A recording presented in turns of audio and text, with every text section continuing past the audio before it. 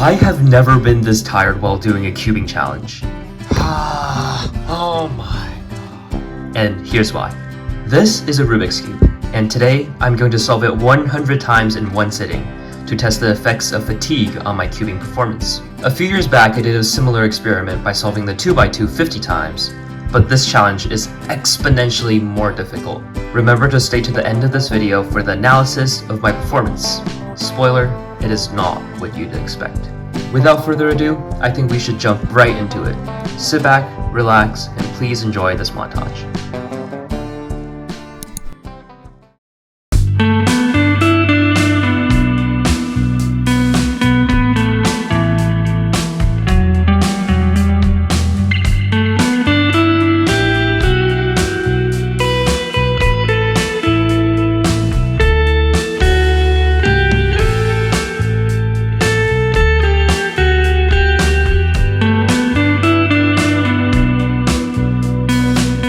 I was cruising through the first part of the solves, consistently achieving 11-second averages. For context, I usually average in the low 11s.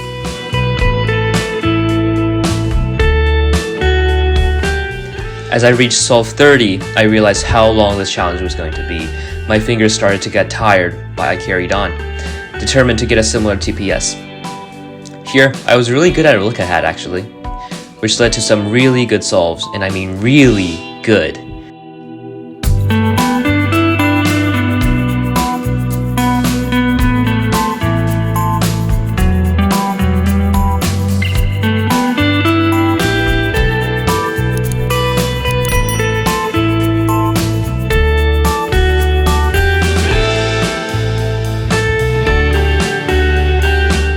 I got a PR2 average of 5 of 9.47 seconds right here, and for context, my PR average of 5 is 9.37.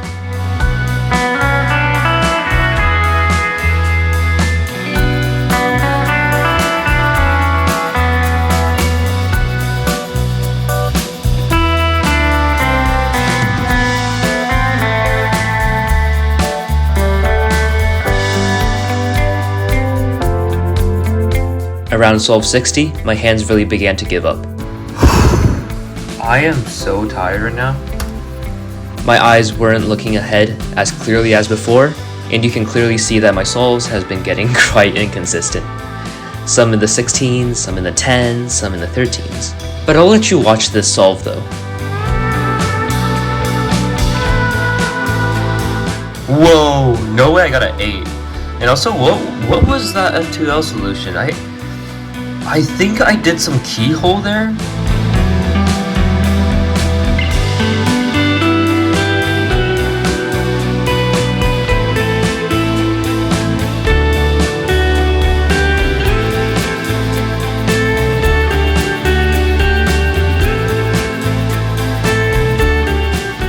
Oh my god. You'll start to see that the frequency at which I'm messing up my turns is drastically increasing.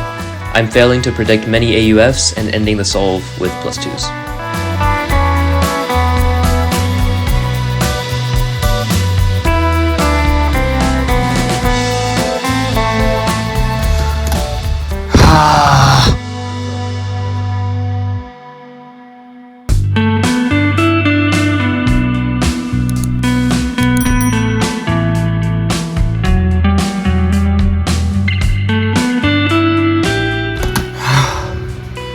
I feel like this is genuinely a workout.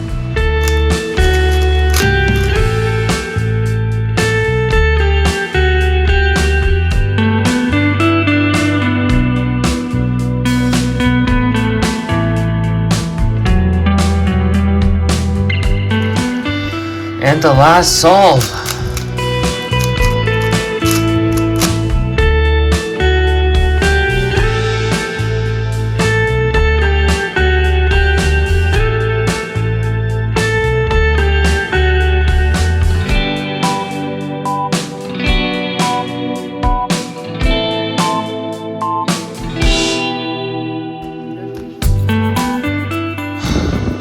And we are finally done.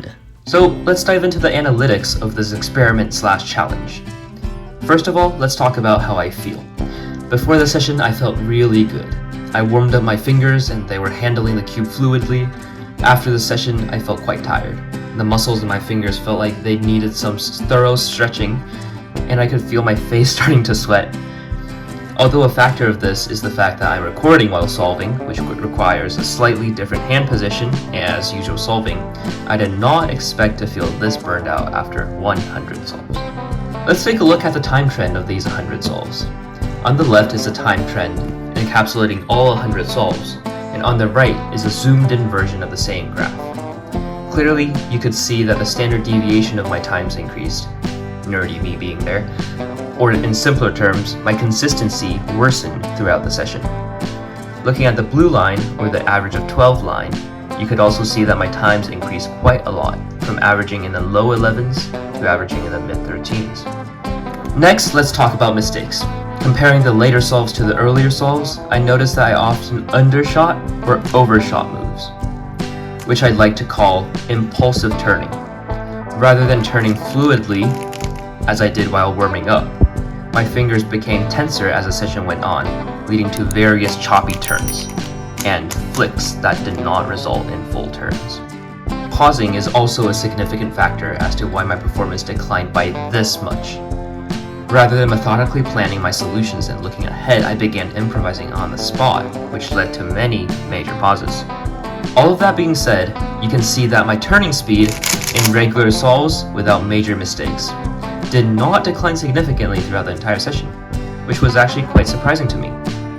Intuition told me that the more tired I was, the slower I turned, but actually I was wrong. Maybe I was just pushing for TPS while sacrificing the rest. That pretty much sums up today's video. I hope you guys all enjoyed. Don't forget to subscribe to the channel if you haven't already, and comment down below if you have any other video suggestions. I'll see you guys in the next episode. Bye!